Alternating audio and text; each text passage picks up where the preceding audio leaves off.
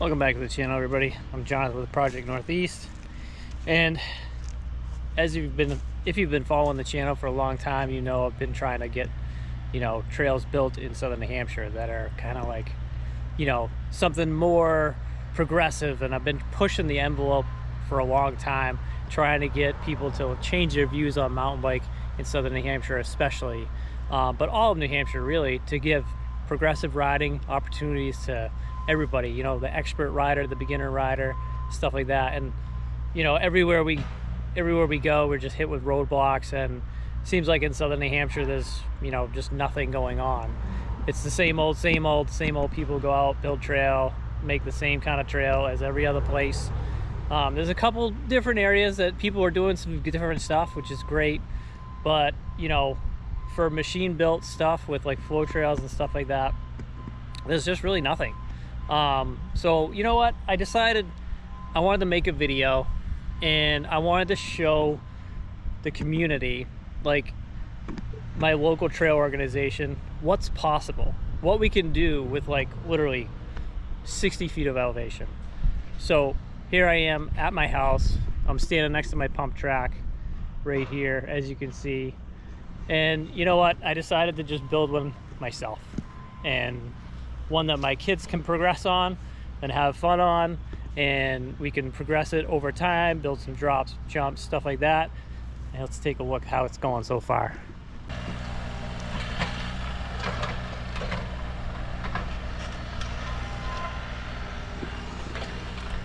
So as you can see, we've started already. I've been clearing trees for about 2 years now, and finally decided to pull the trigger. I've got Corbett from Tulip Trails here right now. I rented a mini excavator, and he's given me a few days of work. Obviously I'm paying him for his time, but paying him for his time to be able to come here and build a backyard trail, showing people with a couple $1,000s what we can do with, I've only got an acre of land, and I've only got like 50-60 feet of elevation from my entire property. But what we can do with such a small area with a minimal amount of money. So I'm going to show you the process and do some time lapses, and I'm going to show you at the end of the video what's actually possible. And there's no reason why we can't have this kind of stuff. So stay tuned. I hope you enjoy the video. Let's get after it. I started by clearing the land. There was a lot of deadfall that I wasn't comfortable having my kids play back there with all of the dead trees hanging and everything else. So the first step was to clean all that up. And then there was probably close to 200 trees, small saplings and stuff like that, left from the previous owners just letting the property go, that had to be removed and made room. I then took a picture and came up with a conceptual design and drew it out really simply and sent it over to Tulip Trails. I also wanted to rough in a pit bike track in the backyard on the opposite side at the same time, so I started clearing all the land, of mostly the stumps and roots and stuff like that, with a bobcat. It was going so good till the track came off, but if a tiny little root took it off, root went in the track and pushed it off. So I'm using a small little piece of wood on the inside to get it back on. See if it works. It's working so far. Let's see how it goes. Never underestimate what you can do with some pieces of wood and the help from your super strong daughter. Nice job. Nice work. Track on. As soon as I was done clearing the land with the bobcat, I had it swapped out with a mini excavator. Then Corbett showed up and started working the trail from the top down. He was pulling stumps, shaping berms, and packing as he went all the way down, making extremely fast progress, and I was checking in on him routinely, and we were going over where the trail would go the entire time. Alright, so yeah, I know this looks funny, but keeps the bugs off my head, and it actually works, so I don't really care how it looks. Anyway, 2 days, professional trail builder, Corbett, tulip trails, was able to do and rough in the entire trail in 2 days. So let's take a look. I'm gonna run you right down it right now and just give you a glimpse right behind me of what it looks like and what a professional trail builder can do in a machine in 2 days. And then after this, I'm gonna do some time lapses and show you guys the process. Still got a shovel shape, pack, rake, compact, and then we can start riding it in. So take a look at what he was able to put in 2 days of work. 7 large berms, mostly 180-degree turns, because we don't have much land to work with. But as you can see, they're pretty good size. And then it goes all the way down the end and finishes with a couple drops, there's a couple doubles. All this in 2 days.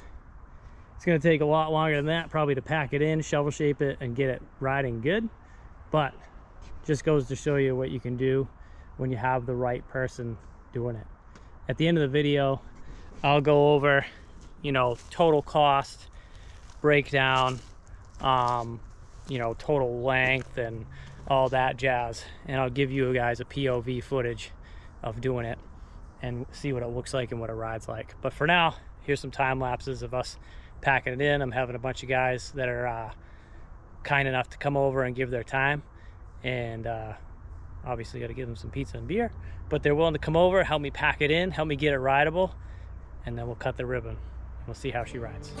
I rented a small plate compactor from Home Depot for like $80 a day. But it takes 2 people, so we tied a rope around the front and just had a buddy stand on top of the berm and pull it up as I pulled it back down. You just gotta be careful not to pull the guy on the top of the berm off. But there is a lot of prep that goes before the compacting. There's cutting out of the roots, there's raking the small rocks out, and then there's shovel packing as well before and after compacting it with the compactor.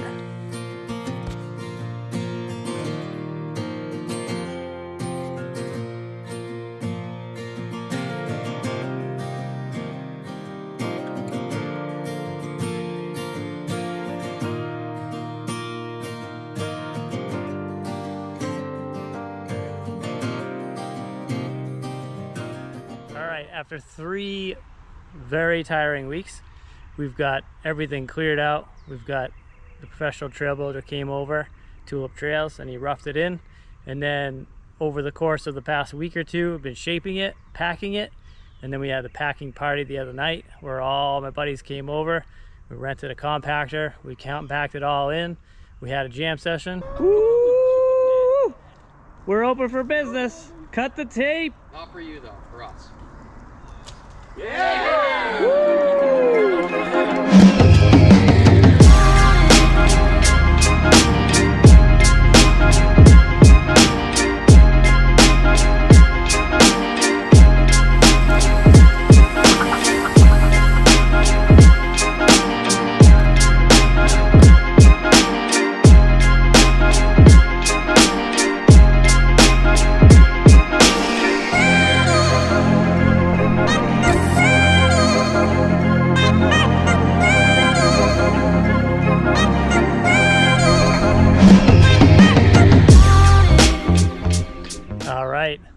The moment you've been waiting for, the trail is done, it's packed, the ribbon's been cut. Let's show you guys what it looks like, POV style. Give you guys a full lap.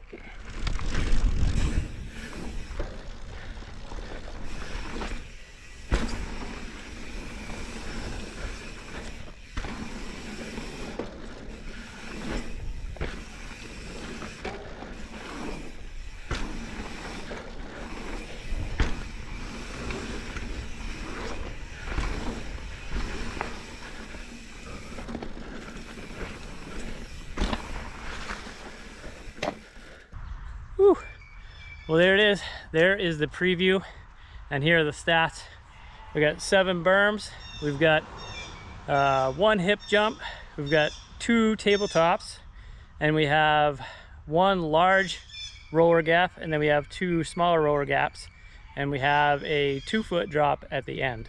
And this is all so You can roll it, and it's progressive for the kids. Something that I've been pushing for a really long time in New England is progression. It doesn't have to be a black diamond or expert trail. It can be a blue square trail with lines that the expert rider can take and make their own. And the beginner can easily ride and progress as they learn skills and follow other people on the same trail that are more skilled than they are. And that's what I really look forward to with this trail in my backyard with my kids. And just wanted to show everybody what is achievable with a minimal amount of land and vertical to be able to pull something like this off. Final stats and numbers, it was roughly like $800, $700, $750 for the mini excavator for about 3 days time, plus fuel. And then it was about, you know, $500 a day, $400 a day T&M to pay a professional trail builder to come out and do in 2 days what it would have taken me well over a week or two. So the argument that we can't put something like this in all kinds of different places is kind of mute. You know, in southern New Hampshire, we have plenty of vertical, plenty of elevation to be able to do skills types trails like this. And they don't all have to be big, giant 180-degree berms like this. They can be smaller scale, and they can make it fun for everybody and progress the sport here in New England. So as I said, I've got about 40 feet of vertical to work with here. It's about, if you watch the video, it's probably about a 25 to 30 second downhill. And that's with 40 feet of elevation. Imagine what we could do with 300, 400, 500 feet. There's hills in New Hampshire, southern New Hampshire, that are that big. And even as you go up north, we've got 1,000-foot descents and stuff like that that have serious potential. So, as usual, if you like the content and you appreciate what I try to do on this channel, hit that like, hit the subscribe button. And if you really want to support me, and hit the Patreon down below in the description, and that really helps to make all this kind of stuff possible and bring this kind of content to you guys. All right, appreciate it. Thanks.